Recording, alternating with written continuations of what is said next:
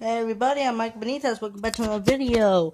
Today we're doing episode 6 of Ship Bios in a day. We'll be talking about, six episodes, guys, and we're going to be doing the story of the Cunard liner, also known as an ocean greyhound, RMS Mauretania. Let's get to the story, shall we? The story begins in 1897 when the German liner Kaiser Wilhelm der Grosse was built. She was the largest ship in the world and the fastest ship. She also the first ship to have 4 funnels. Cunard and White Star were two companies. White Star was owned by by a U.S. company, while Cunard was the only company owned by Britain at the time. Cunard and White Star wanted to be the most popular shipping companies in the world, so they went to a competition of who will make the best ships. Cunard made the first move by making 2 ships, the Lusitania and our ship, the Mauretania.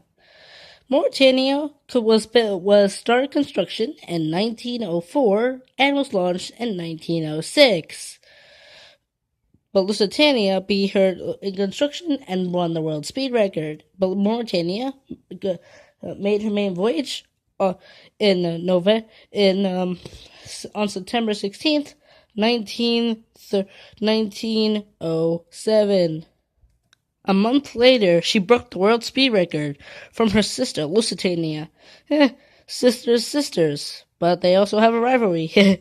But Mauretania's size and luxury would be outclassed in 1911 by the Olympic-class ships, which consisted of Olympic, Titanic, and Britannic, even though Britannic never saw commercial service. But anyway, they were the largest ships after Mauretania, but they weren't as fast. So, in 1914, Cunard took the lead again by making a third ship to join Lusitania and Aquitania, not as large but luxurious, and this ship was named RMS Aquitania, which we'll be talking about in the next video. Anyway, on to Mauretania. When the war started in 1914, passengers didn't want to go on the Atlantic voyages, so Mauretania was laid up until May of 1915, when she was supposed to fill in the place for Lusitania, who got struck by a torpedo and sank by U-20, which we talked about in the pilot episode of this series. But Mauretania never fulfilled her sister's destiny and was converted into a troop ship named HMT Mauretania.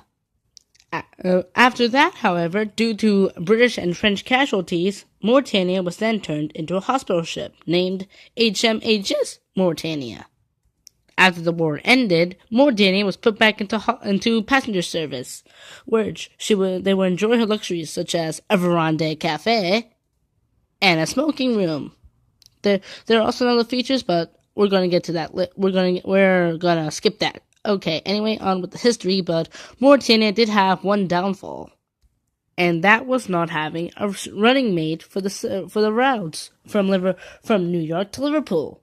Since Lusitania was sunk and Aquitania was the only ship to help Mauretania, they needed a third ship, which was SS Imperator, later named the RMS Benegaria. Although she was popular, she was prone to fires. But anyway, back to the story of the Mauretania.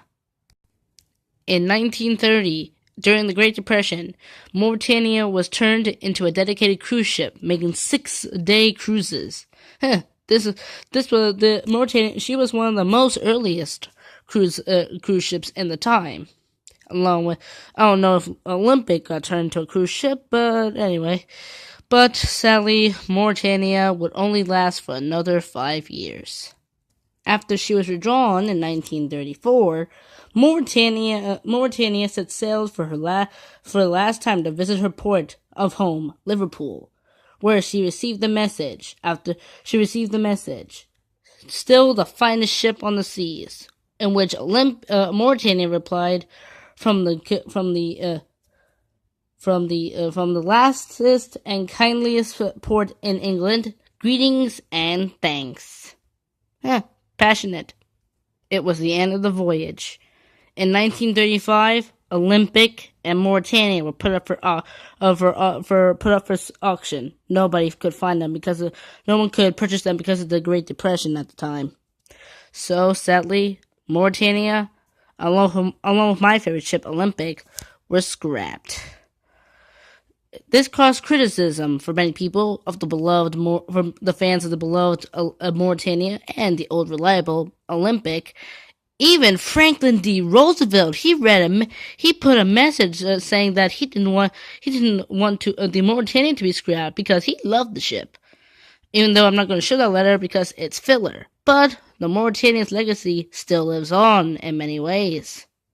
In Newcastle, there's a plate from the letter E in her name, Mauretania, that is on display at the Discovery Museum in Newcastle.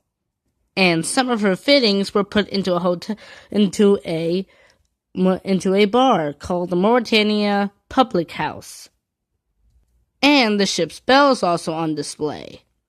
There is also a reading passage about Mauretania that goes like this. The boat express is waiting your command. You will find the Mauretania at the quay, till her captain turns the lever 'neath his hand, and the monstrous 9-deck city goes to sea. So yeah, guys, that's pretty much the story of the Mauretania, Lusitania's sister ship.